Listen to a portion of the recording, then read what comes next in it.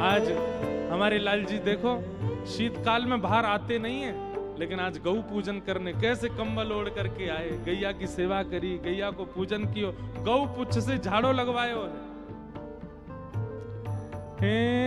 गायन के संग धावे, गायन के संग धावे, गायन में सचू पावे, गायन में सचू पावे, गायन की चरण रेणु,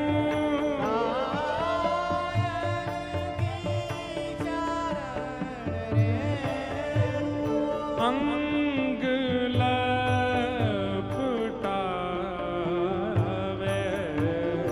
अंग लपटावे, आगे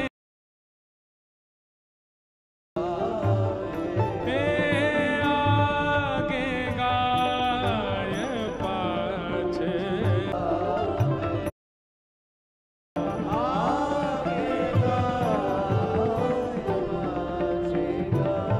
और ये वाली पंक्ति मुझे बहुत प्रिय लगती है। गायन सो ब्रज छायो,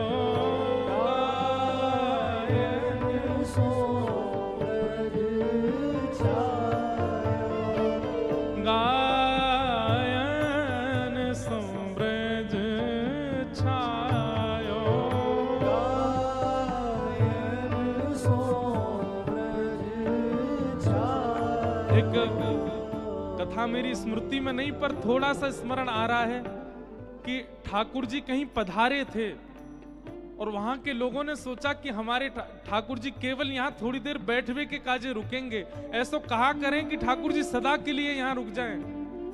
तो कोई ने जाकर के कह दी, बोले खूब सारी गैया लाके बांध दो, खूब सारी गैया के गोबर से लेपन कर दो, खूब सुंदर दूध घी दही की सेवा यहाँ प्रकट कर दो। ठाकुर जी थोड़ी देर बैठेंगे, लेकिन जब गैया को देखेंगे, सेवा को देखेंगे, तो शायद उनको मन करे कि रुक जाएं।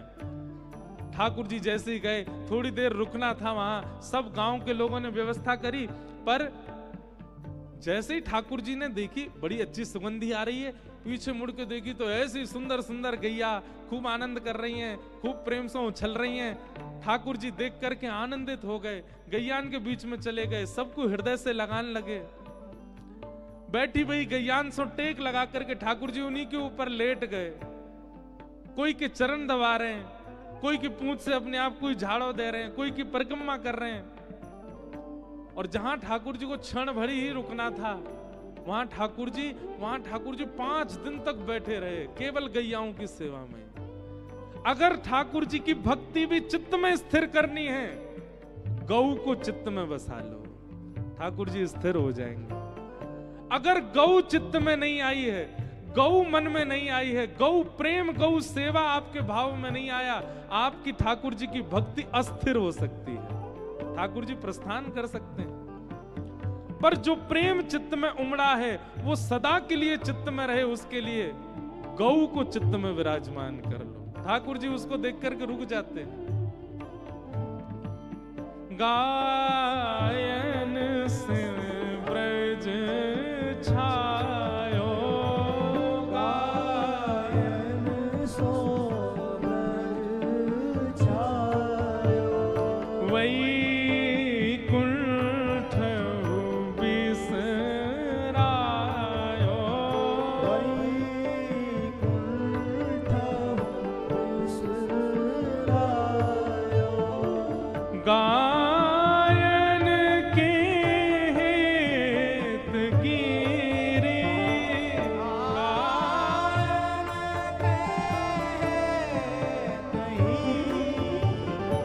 गायन के हेत गिरे,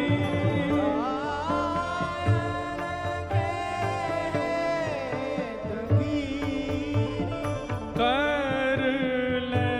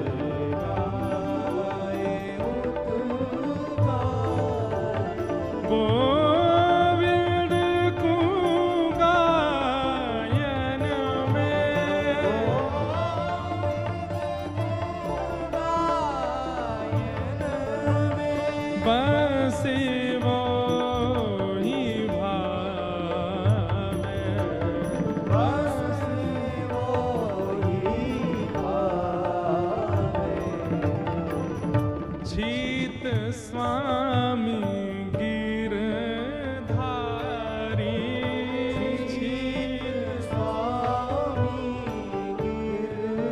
ये छीत स्वामी वही हैं जिनके विषय में कल सुन रहे थे हम, छीतू चौबे, जो कि बिल्कुल विचलित मन वाले थे, लेकिन केवल महाप्रभु जी की दृष्टि पड़ने मात्र से अब छीत स्वामी हो गए और ऐसे पद गाते हैं, छीत स्वामी गिरधारी,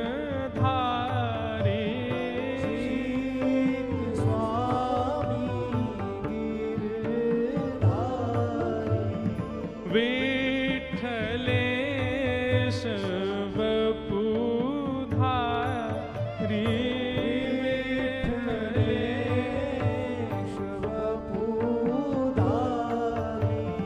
ग्वारिया को भेष धरा, को भेष धरा,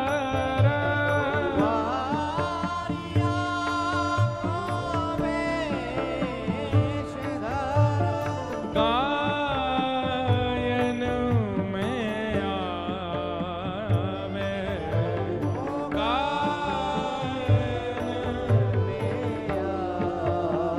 आज हमारे गिरधर लाल जी जब गैया को पूजन करवे आए ना, अब उनके श्रृंगार को तो शायद दर्शन नहीं है पाएगो। ठाकुर जी ने गोकर्ण पाग पहनी अपने। कैसी पाग पहनी? जहां में गैया के से कान लटक रहे हो। ठाकुर जी गैयान के बीच में जामे तो बिल्कुल बछड़ान की तरह कान लगा के ऐसे सींग जैसे निकाल के ऐसी पाग पहने कि वो गैया जैसे ही लगे। भैया रास बिहार को वर्णन सबने सुनो है, माखन चोरी को वर्णन सबने सुनो है, गिरवर धारण को वर्णन सबने सुनो है, पर ठाकुर जी की अति मथुरादि मधुर यदि कोई रूप का वर्णन है तो वो कब है? जब ठाकुर जी गैया चराने जाते हैं। ऐसी पाग पहने ठाकुर जी, वहां में ऐसे सुंदर बढ़िया आकृति बना करके सींग जैसे निकाल लें और दो छोड़ ऐसे नीचे को निकाल दे तो ऐसे लगे दो कान लटक रहे हैं, जिस नेक्से से दो सींग निकल आए बाहर। ठाकुर जी गले में मोती नहीं पहनते, ठाकुर जी गले में स्वर्ण का श्रृंगार नहीं करते। गौचारण करने जाते तो गैयान के पैरन को बांधवे वारी लोमना कोई गले में धारण कर लें, वही लोमना कोई बाजूबंद बना लें, वही लोमना कोई अपने कमर पे बांध लें, अपने घुंघराले केशन को खोल करके और ऐसे अपने कंधा पे एक बड़ो सो बांस लटकाए के वापस दोनों हाथ टांग करके मधुर चाल चलते भय ठाकुर जी जामे। तभी महाप्रभु श्री वल्लभाचार्य जी ठाकुर जी के रूप का वर्णन करते हैं। अधरम मधुरम वदनम मधुरम हसितम मधुरम चलितम मधुरम मधुराधिपतेर अखिलम मधुरम तम गो रजच्छुत कुंतल बद्ध बरह वन्य प्रसून रुचिरे क्षण चारु हासम। ठाकुर जी का सबसे सुंदर भेष यदि कोई है तो गौचारण के समय का भेष है। हमारे श्रीनाथ जी में अगर आप दर्शन करने जाओ तो किसी के पास चित्रों की व्यवस्था हो उससे कहना कि श्रीनाथ जी में जो गौचारण गोपाष्टमी का जो श्रृंगार है उसका दर्शन कराओ। गोपाष्टमी का इतना विशेष श्रृंगार श्री ठाकुर जी करते हैं, गैया चराने जाते हैं उस दिन।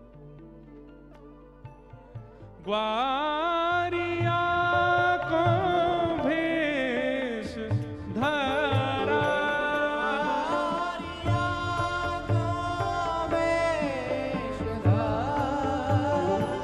गायन में आवे,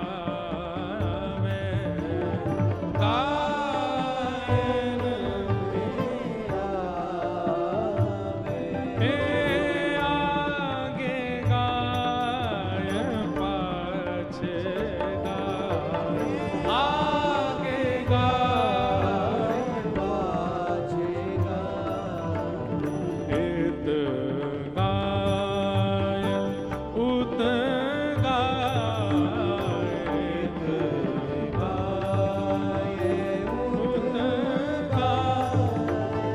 गोविंद को गायन में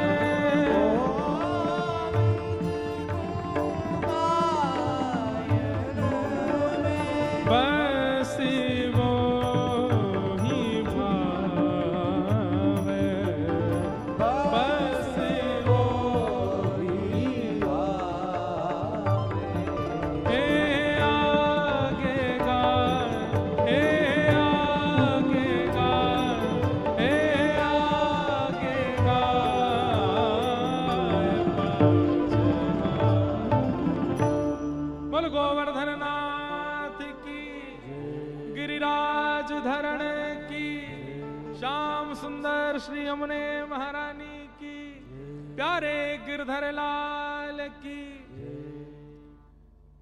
ऐसी गैया ठाकुर जी को बड़ी प्रिय है। अच्छा, एक बात, अंतिम बात कह के कथा